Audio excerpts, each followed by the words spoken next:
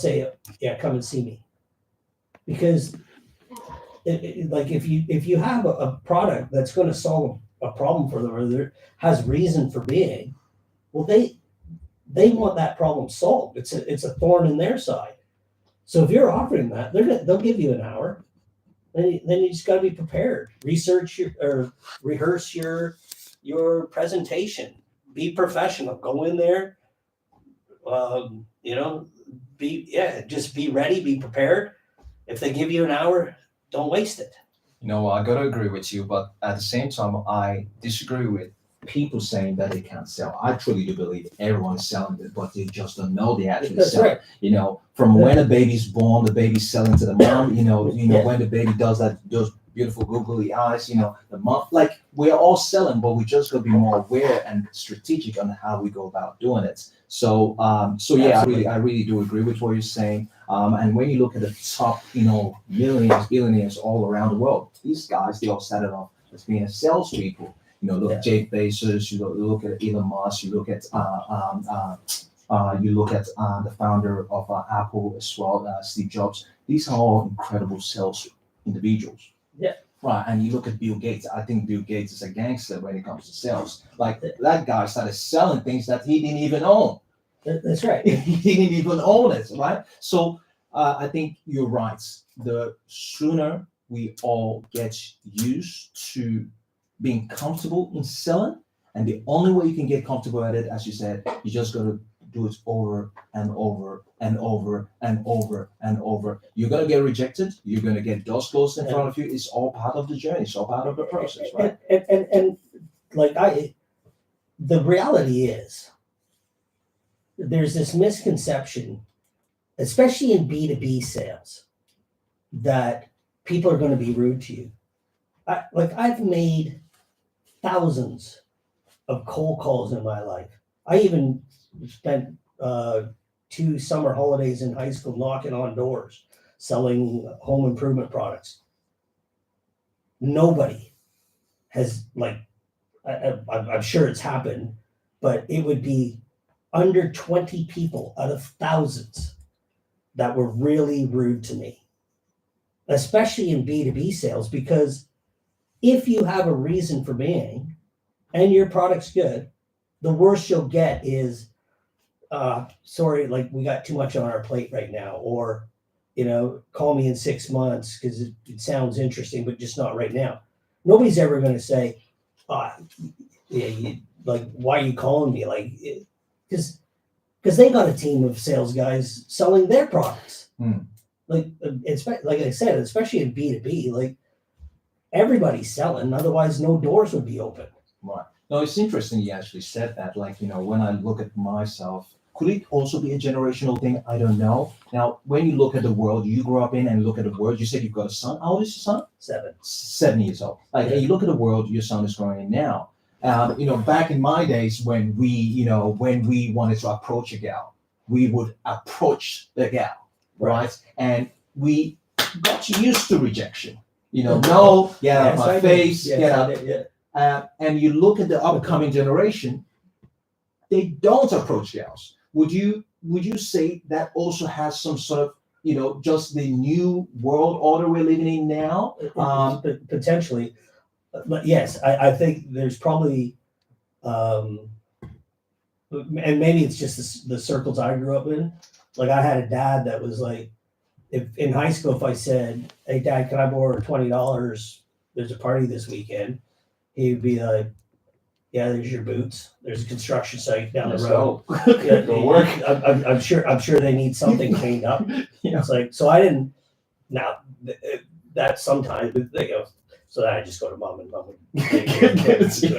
But my dad was a great dad. My mom, they were great parents, but they really taught my brothers and I how to work. But they also taught us that idea of no excuses. And there's things this is about entrepreneurship. If you don't want to get punched in the face, don't start a business. I'm telling you, because in the early years, well, I don't know if it ever stops, but for every punch you land, you get 99 in the face. and that includes rejections and thing. You're going to have to do things every day you don't like to do. Well, I guess this time I got to say, Yeah. thank God that all those ladies rejected me. Now I've got a very thick skin. Yeah, I'm used to no. Every Yeah. time I get a no, I'm like, yes, I'm closer to a yes. Yeah, yeah, that's right. And really especially in sales, I tell people, like, if you get rejected 99 times, it doesn't matter, because that's the same outcome as if you didn't ask them. It's the only one that matters is the one you got. Mhm. You close one deal, those 99 rejections go away real fast. Yep. But if you don't take those 100, Canada, there's a famous quote from an ice hockey player, which is, "I've missed 100% of the shots I've never taken." So, that's basically it. But this is probably one of the biggest things that entrepreneurs should know, is that it's not easy. It's a lot of fun. It's really rewarding. But if you're not ready for a fight, just don't start, because you'll just lose a bunch of money. You'll just get deep in debt. You'll have a lot of heartache, because you won't get there unless you're ready. Gotcha. Like you don't step in the ring with I don't even know who's a boxer these days. Let's say Muhammad Ali. Yeah. You don't jump into Muhammad Ali not ready to go. Right. And it's the same thing. Now the fact remains, Jeff, that yes, you're going to be prepared. You're going to be ready to take those punches. Yep. As much as we're scared to take those punches, as entrepreneurs, we got to take those punches. The truth be told, nobody likes taking punches, not even Muhammad Ali, right? How do we deal with those traumas? How do we deal with those punches? And is this a formula you've worked out that can help you keep moving forward? Like, is there anything that you could say to our viewers that could help them, give them that courage to keep moving forward regardless of the punches? It goes back to just do it. Right. All you can do is keep swinging. How, especially in the early days, the analogy I give is, you're out in the ocean and you're treading water, and you got two options. You give up, or you keep swimming. No matter how tired you are, you just got to keep swimming. So you keep swimming because you can see the finishing line. You can see why you're swimming, right? Yeah, that's right. And because, like, the way I phrase it for myself is, when I get like, if I've had a bad week or a bad day, or you just sit there and go, why in the hell am I doing this? Mm-hmm. And I'm so tired, and I just want to quit. I realize that the alternative is worse. Gotcha. I don't want, like sinking to the bottom for me, or in this case, going back and working for someone else in a job that gives me no fulfillment, is worse than keeping swimming. So, just staying on that point. So basically, what I can gather from what Jeff is saying is, when you're going into business, you got to have your why. And the reason why you're going into the business, and if you don't do it, what's the alternative? And if I don't succeed in this business, does that mean I'm going to go back to a job that makes me feel depressed? Does that mean I'm going to go back into a workforce that I don't feel inspired in? Like, why? So having a vision board could work. Having a written down goals in terms of what you're trying to achieve. Having something, a goal in terms of who you're trying to help, your community or the family, whatever, while you're doing it, then maybe that can draw some strengths, some energy, some encouragement, some inspiration for you to keep, I guess, going, right? And the other thing that really works for me is, and this comes from just sales experience. If you give a sales guy a target, an end of the year target, let's say it's $1 million, got to sell $1 million by the end of the year. That's pretty daunting. But if you give a sales guy or you give yourself, today I'm going to make 20 cold calls. And by the end of the week, I'm going to schedule 15 meetings. I haven't hit million yet, but every day I feel like I've won. Yeah, and so what I do is, and as an entrepreneur, you're going to have like, you'll always have a list of about 200 things you'd like to do, and you're never going to get to them all. So in order for my sanity, I don't have that 200 list anymore. I stopped that a long time ago. And what I found out was, like people talk about prioritizing and that. Well, the hard part about prioritizing that 200 thing list is everyone is equally as important. So you end up not doing anything or whatever. So I just pick 5 things every morning, and I like whiteboards. So I put it on my whiteboard. I put 5 things. I do not think about anything other than those 5 things, whether it's, okay, I need to call 10 people. I need to set up this. I need to do this. I need to, call this, like organize this, whatever. And at the end of the day, I know I've accomplished those 5 things and I feel good about it. So what makes you feel, because is it you just accomplishing it, or Yeah, you put a tick through it, you cross it out, I erase it. You erase it. Like, And the next morning, I put 5 more things. Gotcha. And it's, I read somewhere once that one of the reasons where society is having a lot of increase in mental health issues and stuff like that is because a lot of us have jobs where there's no start and finish. And the human brain really likes finishing a task. That's why, as hard as it is, well, this might be a Canadian example, as hard as it is of maybe piling a big pile of wood and making it, that you don't like doing it while you're doing it, but at the end, there's a real gratification and of when you look at that wood pile and it's all nice and done, or, you may not like cleaning the house, but at the end of the day, at the end, when the house is all clean, you feel good. So it's the endorphin rush of just finishing some tasks. But if I just had a task of 200, that never gets done. I never feel like I'm ever getting it done, because by the time I do 5, I've added 5 more. But if I have that list, at least I know every day I've accomplished something. And that offsets, when you lose a deal or when, something happens that you're just like, can't believe that, or whatever, or when if you're anything in the technology, software development is always delayed, and there's this and this, there's bugs, and then it crashes and all this kind of stuff.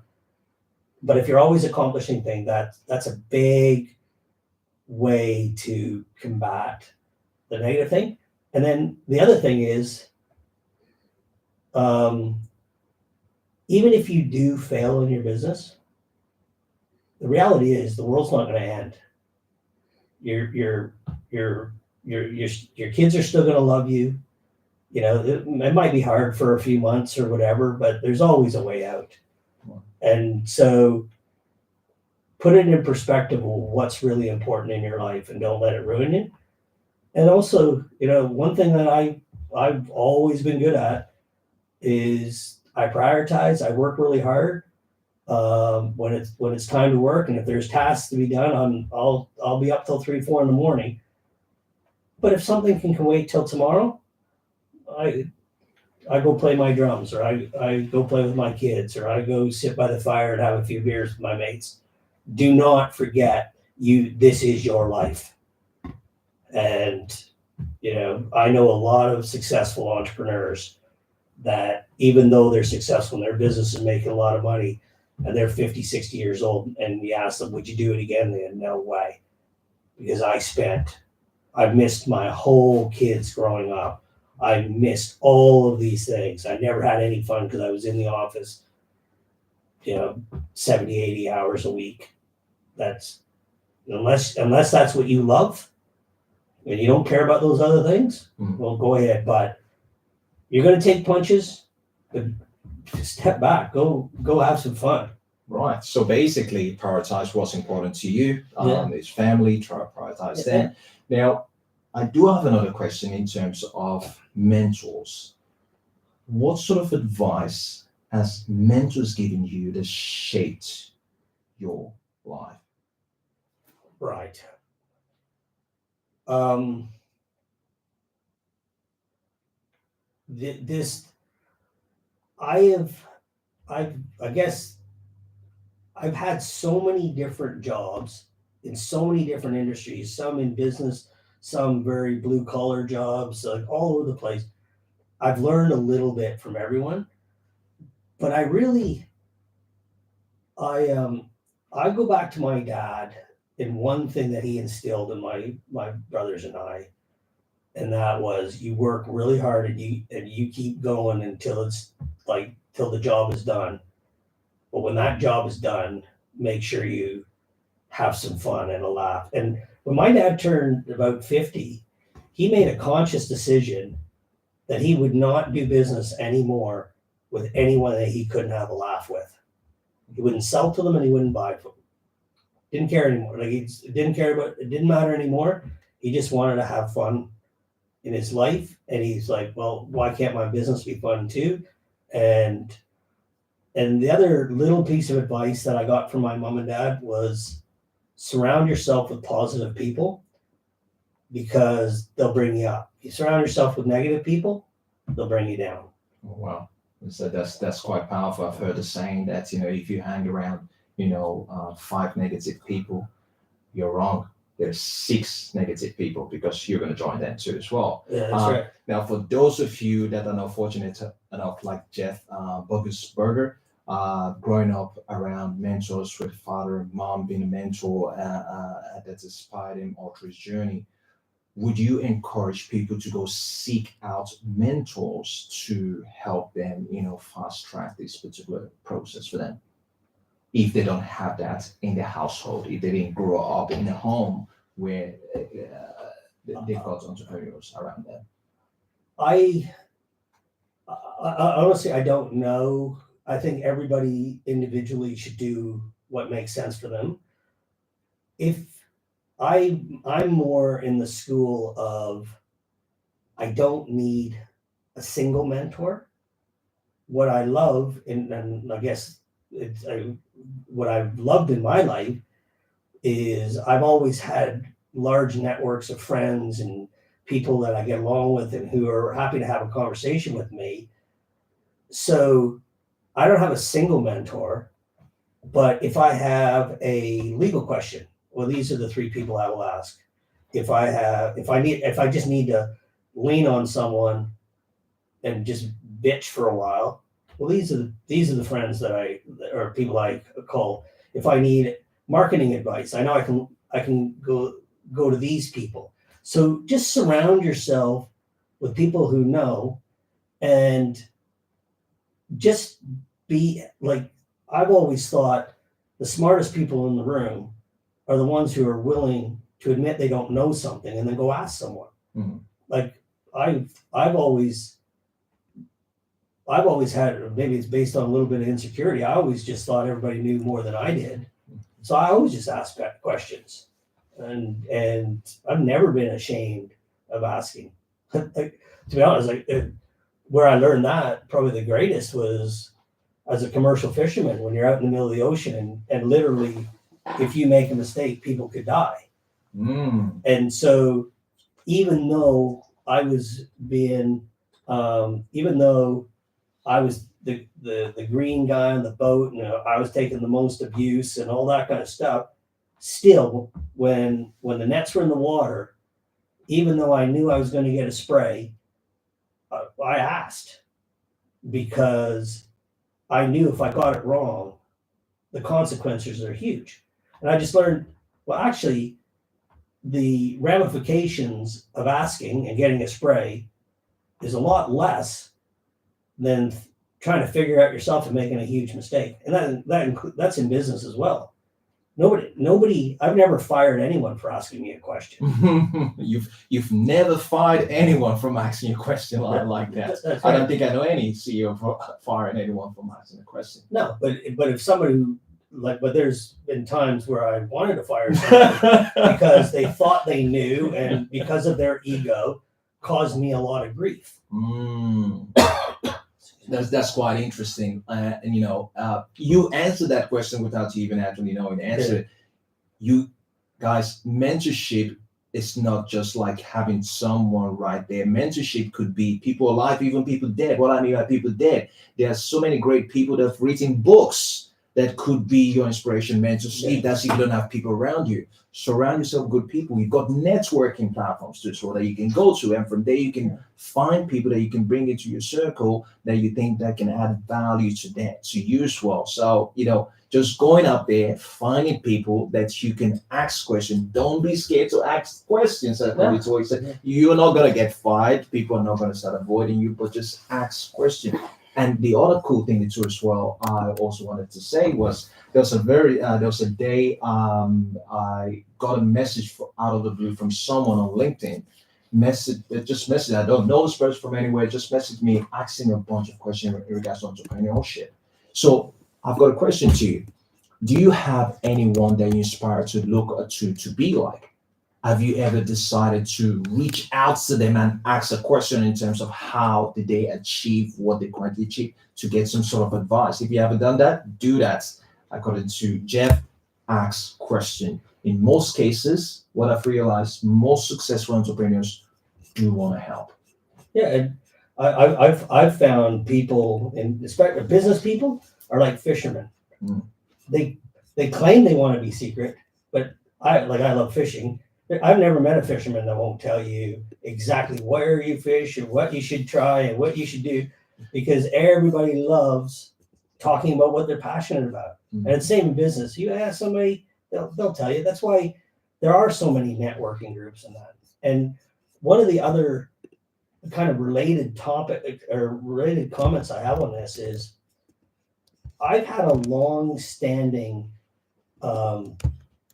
belief or long-standing philosophy that anyone who wants to talk to you, you talk to them, because you never know where that conversation is going.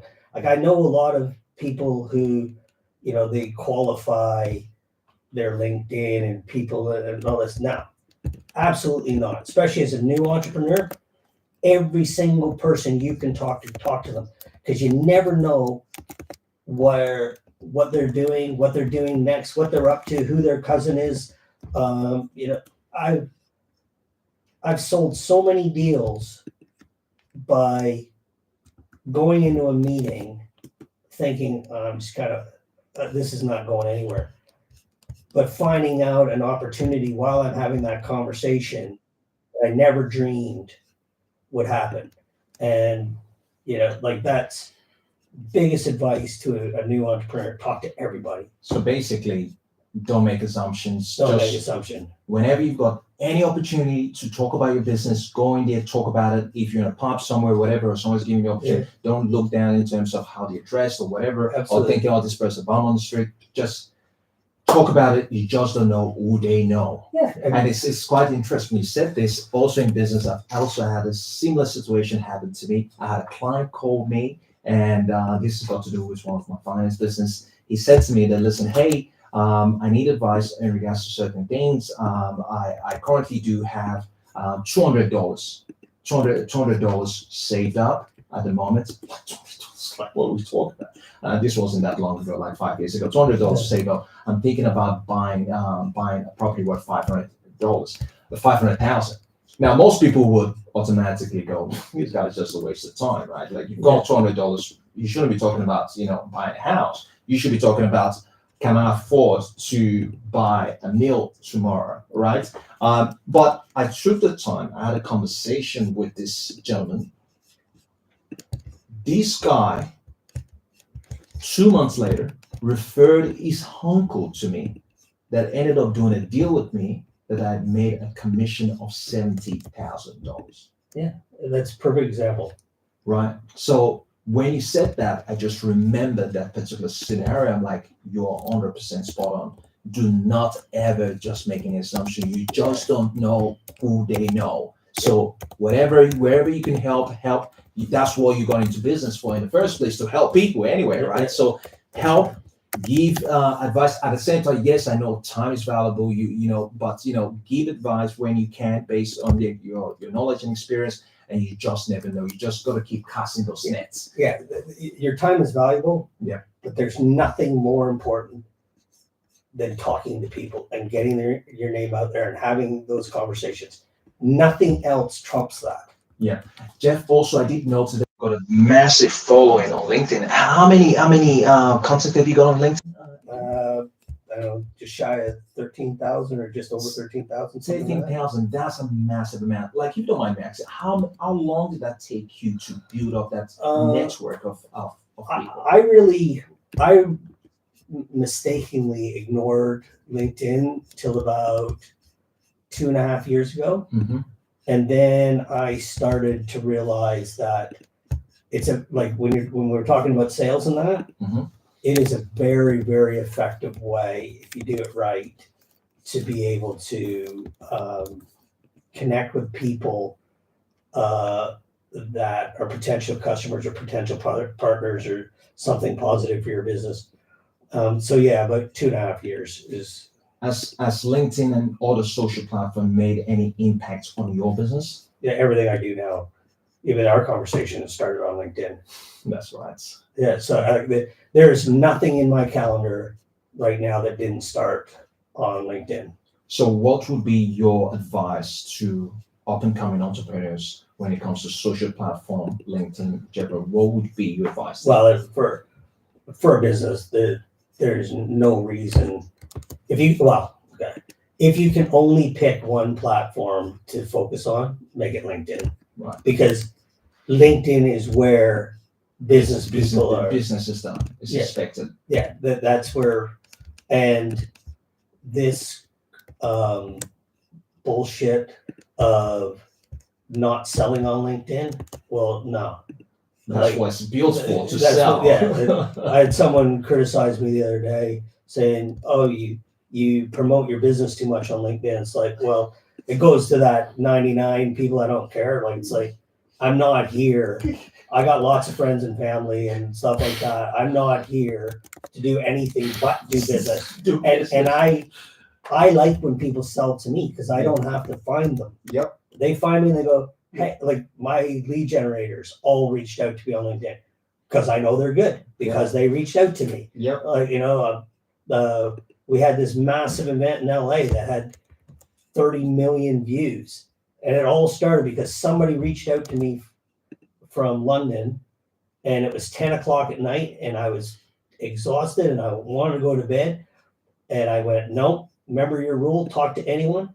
In 15 minutes, we were like, holy shit, we got to work together.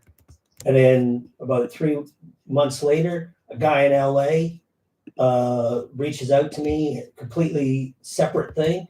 He tells me about the same thing. I don't even know why I'm talking to this guy, but who knows where it leads. And end up talking to him.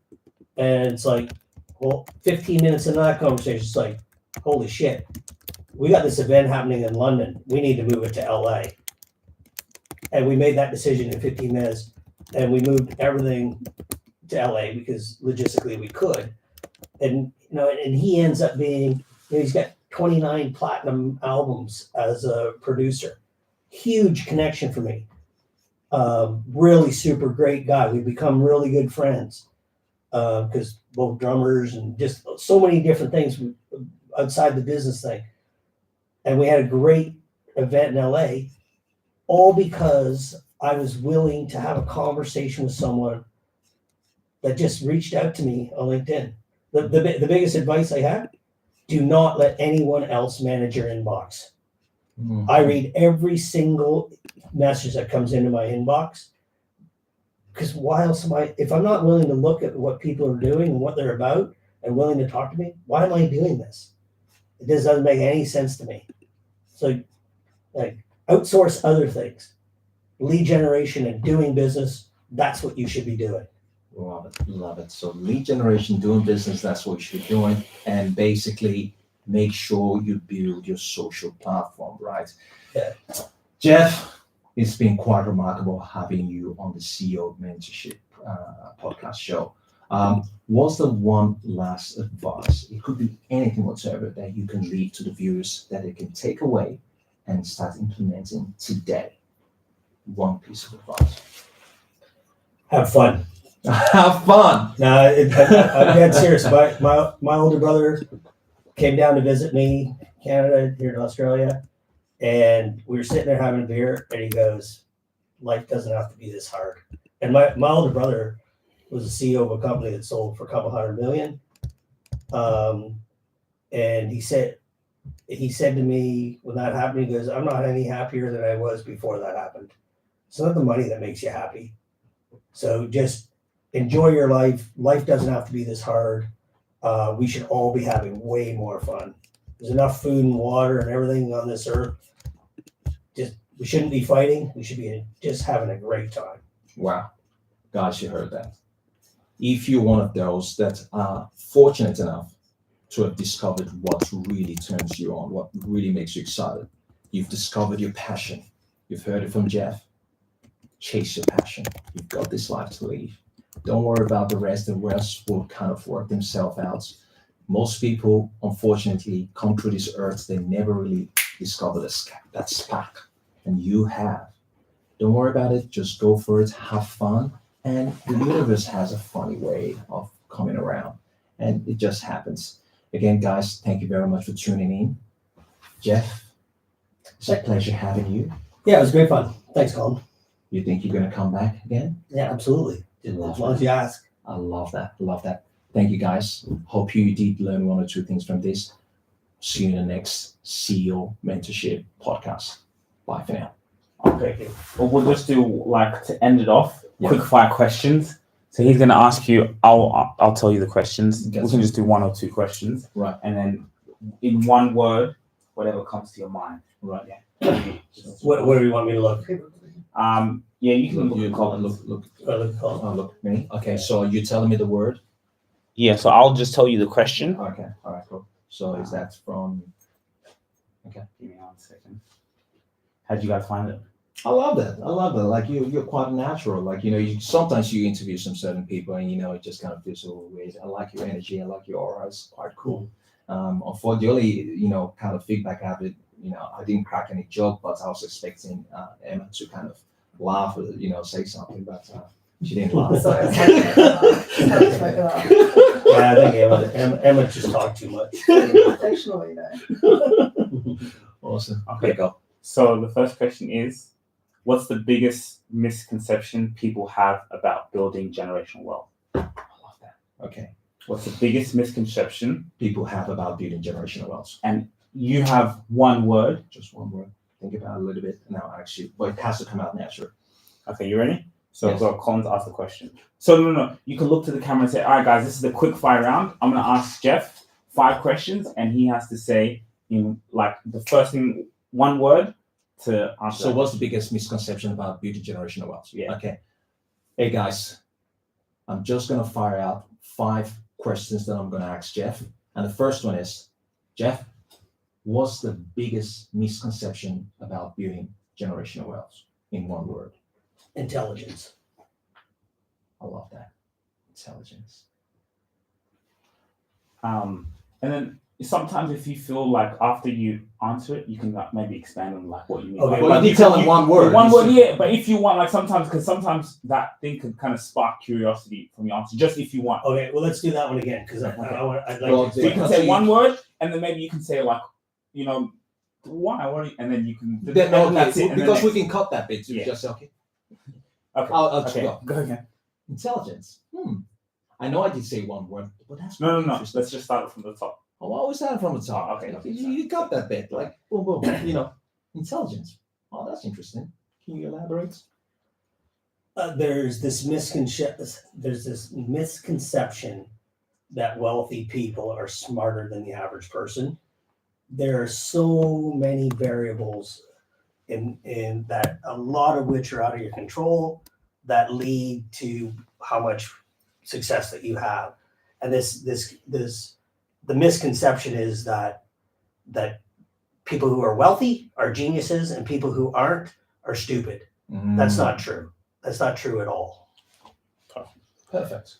Love it. What's one practical step anyone can take today to start securing wealth for future generations? What's one practical step that someone can What's do one to practical start? step everyone can take today to start building wealth for future generations? Yeah. Okay. All right. Second question. For future generations? Second question. What's one practical steps people can take today to start building wealth for future generation? Save. Save. Yeah. Start putting a little bit of money away every week if you can, especially if you're like fresh out of university or fresh out of school. Put $100 a month away.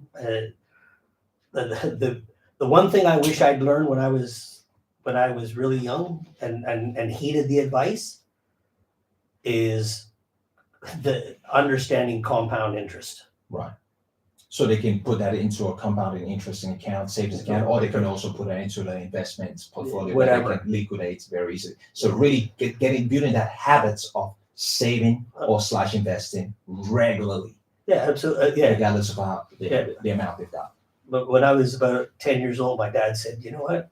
Put $20 a month away. The amount of money I would have had by the time I was 30 would have easily bought me a house. Gotcha. Perfect. What's the third one? Okay, you guys ready? What's the one mistake that causes families to lose their wealth? What's the one mistake that causes families to lose their wealth? What's the one mistake? Okay. Third question, Jeff. What's the one mistake that causes families to lose their wealth? Overspending.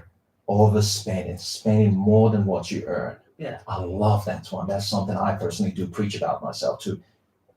Always spend less than what you earn. It's easier said than done, but unfortunately, people spend way more than what they earn.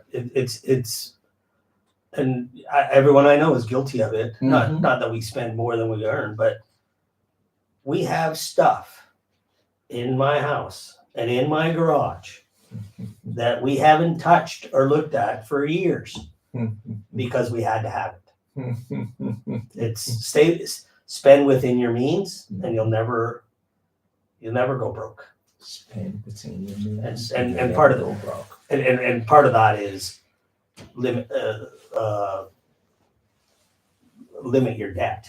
Right. Don't get in the credit card habit. Fantastic. I thought you said 5 questions. Yeah. We only asked 3. I talk too much. No. We just said 1. We just the time. I just kind of I said 5, but then I said let's condense it. The time kind of went on a little bit. I know. Can we just quickly ask it and just one word? Bang, bang, one word. We won't elaborate on it. Bang, one word. How does mindset and financial education play a role in creating generational wealth? Mindset and financial education. Jeff, 4th question. How do mindset and financial education play a role in generational wealth? One word. It's everything. It's everything. Mindset. I love it. I think that's a perfect answer. It's everything. I love it. How can entrepreneurs leverage their businesses to create long-term generational wealth, especially at the start? Final question. How can entrepreneurs leverage their businesses to generate long-term wealth? Long-term wealth, right? Okay. Generational wealth. Yeah. Okay. How can entrepreneurs leverage their businesses to generate long-term financial wealth or generational wealth? In one word. Profits. Powerful. I love it, Jeff. You're awesome. One word. Awesome. I love it. Thank you very much. Thank you. Thanks, mate. Always see you soon. Emma, thank you. Thank you so much for being part of pleasure. Can I get you shaking his hand again? No, I want to shake his hand again. Jeff, I need you guys shaking your hands again like that. Oh, okay, we gotta do that better. Okay, yes. All right, go. All right, cheers. Thank you. Thank you. Awesome. Okay, let me take some Get photos. those beautiful smiles. Wait, photo. Yeah. Okay, now like you're talking, no handshake, just talking now. No, but you do enjoy the show. Yeah, watermelon porridge. You never can actually have real talk. Yeah, no, it was good fun. No, it was good fun. Yeah. Thanks. Perfect. Thanks, guys. Awesome. Cool. Yes, nice. Thank you. Cool. All right. Awesome. Thank you. Thank you so No much. worries at Emma. all. Thank you. So I'm just uploading them for you now. So Yeah. I can just send you the link as soon as they're up. So does it go like on a? Do you put it on Google Drive or other stuff? Yeah, it's on a software called frame.io, so there's just a download link, and I'll upload. There's like a mixed version, but then also I can give the raw mics as well. So if you want to do your own mix, then Amazing. that's totally fine. Thank you so Make much. sure you No cut all the worries at stuff. all. Make sure you make Jeff look like a pro on this. Wherever there's the arm, whatever, cut all this shit out and just make him look like a pro. I think it went pretty smooth. Yeah, I think it went Yeah. extremely well. What do you think? Were you I interested? thought it was great. No, it was really Mm. interesting. I loved hearing about. Yeah. You know, just, Like, if it was shit, you think Emma's gonna say it was How shit? long have you been in Melbourne for? Well, yeah, like 17 years. Yeah, I could hear every now and then. I could hear a bit of twang of Australian accent come flow bursting through there. All right. I've been practicing with a chainsaw. Yep. I'm like, oh, he must have been here for a while because I could hear it.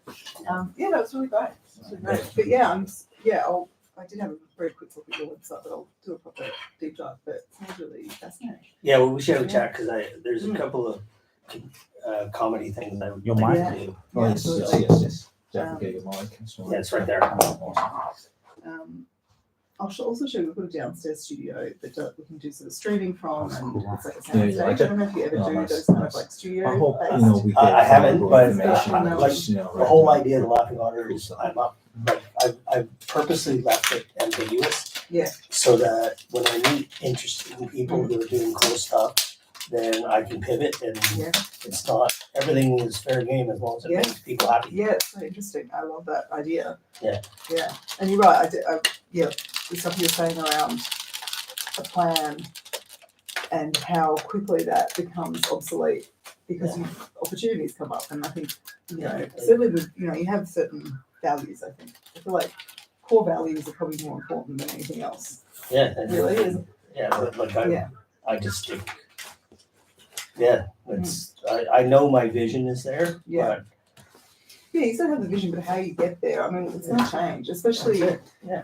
Yeah, I mean, especially we're obviously in sort of content. I mean, that's changing so quickly. And what our goals were 10 years ago are completely different to what they are now because the whole industry, those goals, they don't even exist anymore. You couldn't get to them if you wanted to. Yeah, that's right.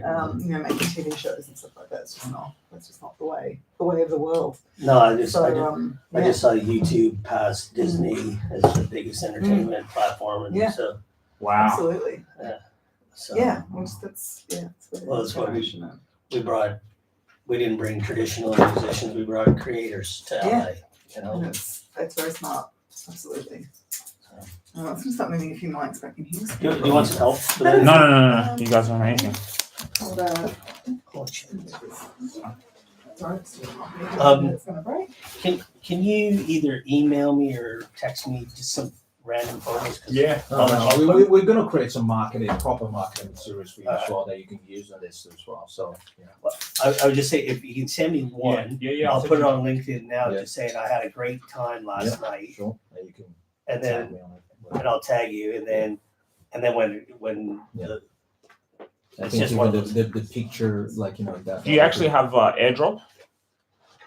Yeah. Oh no. I probably do, but I don't know how to use it. I'll I've only been around technology for 30 years, so I don't even know how to use my own phone.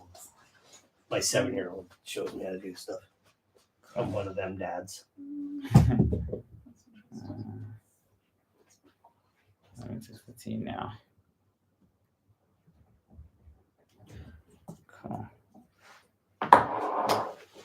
I quite enjoy doing that. It's fun, huh? You can just I know time just flies. It's crazy, right? It just I was flies saying and- that in the car, there's no way in the world we're gonna go through this list because when you get passionate people that are passionate about the business, you can talk about it all day. Yeah, that's it. Just one point, you can just keep going about on that one point. I had What do you need? I thought I left maybe some camera mounts here. No? Okay. Did you Oh, they might have been put. Yeah. Yes, I did put them out here. Oh, I think. thank God. Sorry. I was on a radio. Sorry. No, that's right. I thought they were ours. No, that's Someone left okay. behind.